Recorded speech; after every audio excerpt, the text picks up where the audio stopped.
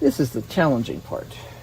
It's not challenging in the sense that it's really all that difficult. It's just that you're squished inside of a box.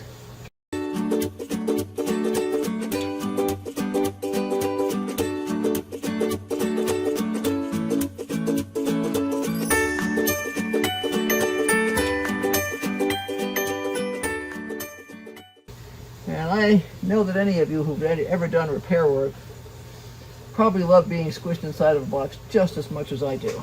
So what we have to do is undo this screw, and then we'll be able to take some of this apart, and we'll be able to judge how dirty it is.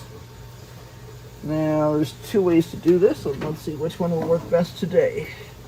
Sometimes, probably because of the phase of the moon or something else useful like that. Let's see. You could get in here and just plain unscrew. And other times you can't. I think today's going to be a can't day. I'm going to open the front of my coat because I'm melting. So it is now time to see if something else will work better. Like, for instance, a socket set. I don't remember what size these were, but I'm guessing one of these two. I don't remember if they're metric or English, but we'll try one and see what happens. And that's too big. And that was a metric. I am guessing that this is not metric and that this will fit.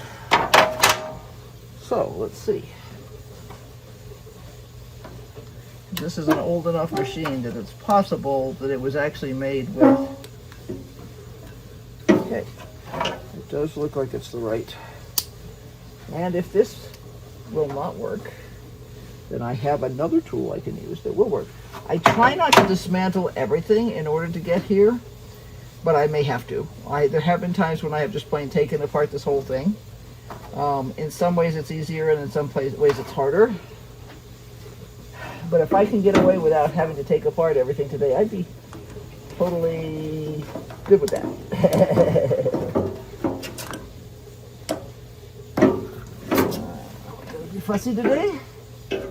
Or are we? Trying to see if I can get a slightly better view of this. It's really awkward in there. A little dark. And a lot of other stuff. So this one is letting me unscrew it now.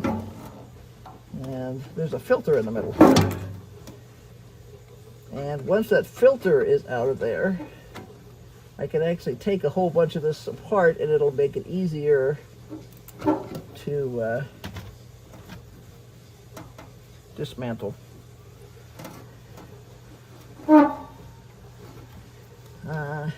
Fortunately, like I said, I haven't done this in about 6 years, which is great. So it means I haven't had any flash blowout badly enough that I had to replace the filter. And that is something you always strive for, not having to replace filters. I may just take this one off because it'd be easier, but I'm trying not to. Indecision. Anyway, let's see. Everything is press fit, of course. And you're always trying to pull things apart without sparking your knuckles.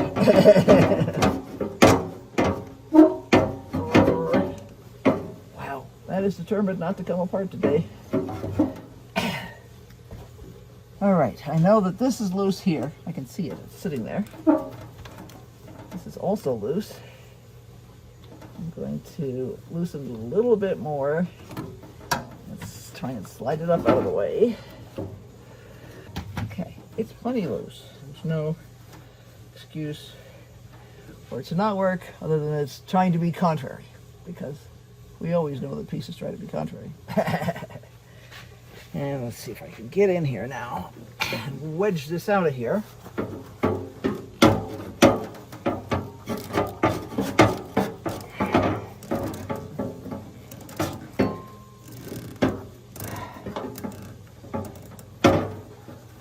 I know you come apart. I have taken you apart before. I swear there's times when you're like, I wish I could just replace this tube so that it'd be easier. Okay, let's see. This is like working in a tight engine compartment. Except in this case, it's not that tight, it's just contrary. It doesn't want to come apart.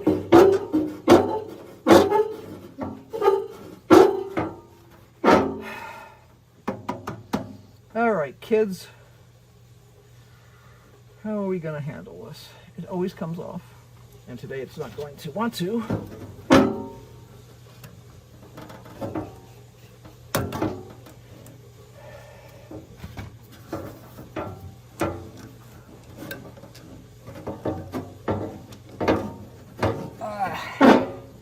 Come on, kids, you can do this.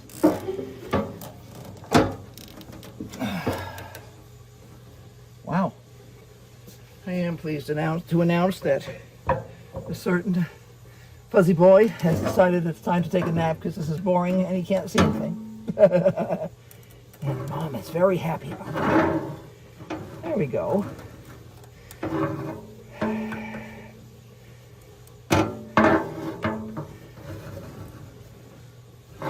When in doubt, force it out. Yes, there we go. Now I can take this whole thing off of here, out through that hole, and have easy access to this part. I'm going to set that aside though for now, and I'm going to take a look at this part. This part needs to come off of here too. And this is a specialty filter, and I'm going to just use the primer because for whatever reason, nothing wants to come off today. There we go. I know what the problem is. See the way that's bent? The reason that's bent is because it got hot from the middle.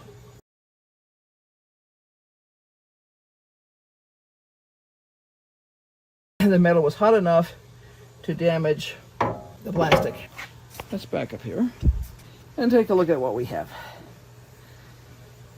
The metal came in here, and it's still there.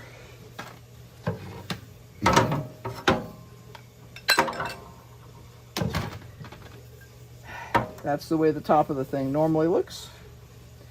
And it has a specialty stainless steel screen in it that is designed to keep pieces of anything from falling in there, and also to stop the metal. Usually what will happen is that the impact of, oh, it didn't even damage the screen this time. That's hysterical. I will replace the screen anyway, just in case there is some damage. But see, I don't know if you can see this closely enough. It actually left an imprint of the metal, of the screen on the metal. Sometimes this will completely start to flow into this. I've never had it melt this, but I have had it ruin the screen. I will, however, replace the screen because I have spares, and that way we're starting with a nice clean thing.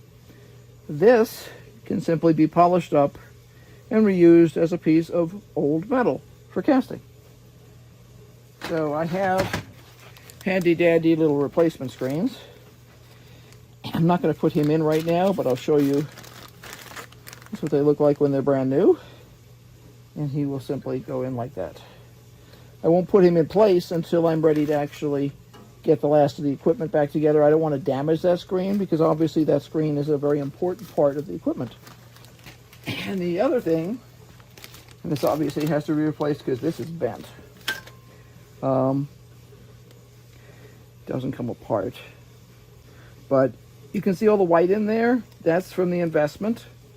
But this bent part is because it literally melted the plaster from the heat of the metal.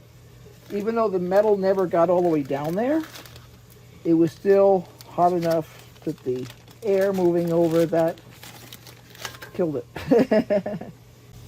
So the first piece of pipe I'm cleaning is actually this piece here. It's just a piece of vinyl tubing. I have taken an old handle off of a paintbrush, wrapped a little bit of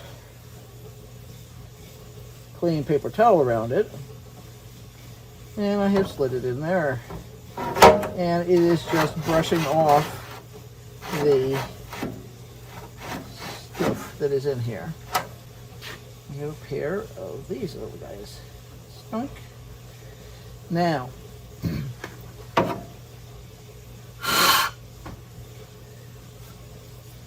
it's yellowed from age, but it is no longer full of white powder. I'm also going to get some of this and dampen it and clean out the inside here. There is white powder in here. That's the investment again. And all I want to do is remove it. I'm just trying to eliminate as much of this dust as possible so that it's not going back into the filters. I'm not trying to make this sanitary. I'm just trying to reduce the amount of investment powder. Investment powder in and of itself is slightly dangerous. It has silicone in it, which is not something you're supposed to breathe, which is one of the reasons I'm using disposable things in terms of cleaning it. Okay, I got most of it out. It's not perfect, but it is now dark in there instead of all white in there, which is great. And you can see the hole that goes through the other side. Just my finger in it. Whee! There we go. Anyway, so it's not perfectly clean. It doesn't need to. We're not trying to make it sanitary. We're just trying to reduce the amount of crud in here. Now, I have one more hose that I am going to see if I can get a little bit of crud out of. Then I'm going to start putting in new filters and get this beast put back together. In here, I have these cute little filter guys. They go like this. And they go between this pipe and the bottom of this.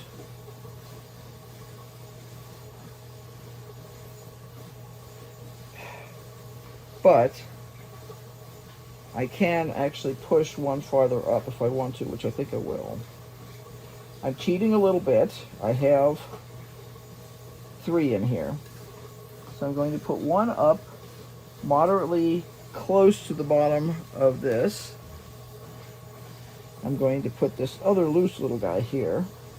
And what this does is a couple things. It helps to control the dust getting into this section. And it also helps to protect the rubber boot that goes on the bottom of this, which is right here. Now I have replacements for this because at some point you'll destroy a rubber boot. And all I'm doing here again is removing the dust. Dust is such a way of life in Arizona that get used to the idea of using moisture to help you glue it and make it go away. Okay, you can see, let's see, can you see? Yes, you can see that this is a rough here, and I don't know how well it'll show in the camera. That was from a previous blowout, years ago actually, and so is this. This been damaged, but it's fine. It still works fine. I put this on here, like that, and I clamp this with a head clamp, and it holds it. I do have replacements, so if this had gotten actually burned, which by the way smells really bad, I would have replaced it, but I don't need to. I do need, however, to get that on straighter. I was pushing on this, and this is on springs, so that's never a good idea. So let's get this open farther. Flip this in every direction. There we go. I leaned on it and didn't notice that it didn't quite go down straight. I do want it almost straight. It's not a precision thing because it's not in the way of anything, but having the pipe clamp work correctly is a good idea. There we go. Nice and snug. A spacer down in here again. So let me grab these, and open this back up. Hello, spacer. There you are. Okay. Let's try that again. So, what I determined last time was that the hose that this needs to connect to is down here. So that means this needs to go in like this to make it a reasonable thing that I'll be able to actually get it to connect. You'll notice that these bolts are different lengths, and it doesn't matter because they're going into an empty box. And what matters is that they can hold these spacers in place and screw into the box. And it doesn't matter how much of the bolt sticks out into the box because there's lots and lots of empty room in there. You saw it when it was open. It's really not even sort of full.